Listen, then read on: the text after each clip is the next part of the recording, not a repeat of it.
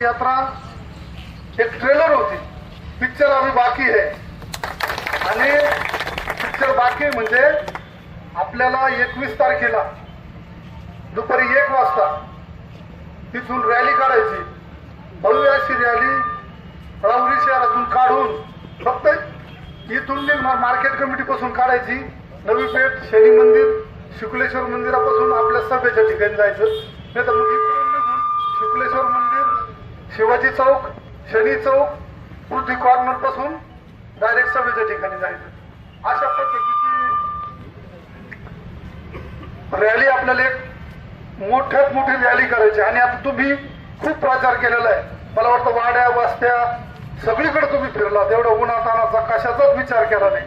आता फक्त आपल्याकडे राहिले 2 दिवस प्रचार करायला. 19 संपला, 20 आणि 21 बाकी. ह्या 2 दिवसात मात्र गाफील राहू नका. म्हणजे आता काय करा, उद्याचा दिवस तुम्ही तुमच्या प्रचार करा आणि परवा दिवशी सभेला जे यायचं तर त्या सभेचं नियोजन मात्र मोठ्या प्रमाणात करा.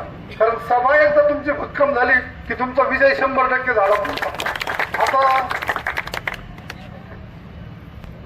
उद्या आपली नांदूरला संध्याकाळी सभा आहे.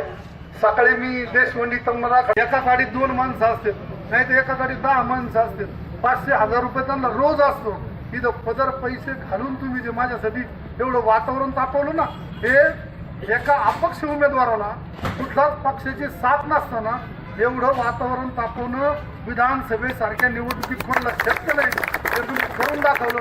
त्याबद्दल मी तुमच्या मनापासून धन्यवाद मानतो, आभार मानतो. पण 20 आणि 21 पुढचं आमच्यावर सोडा, पुढचं आम्ही पाहू. 20 आणि 21 मात्र तुम्हाला इतकं जागृत राहावं लागणार आहे की तो खरा फोकस आहे निवडणुकीचा.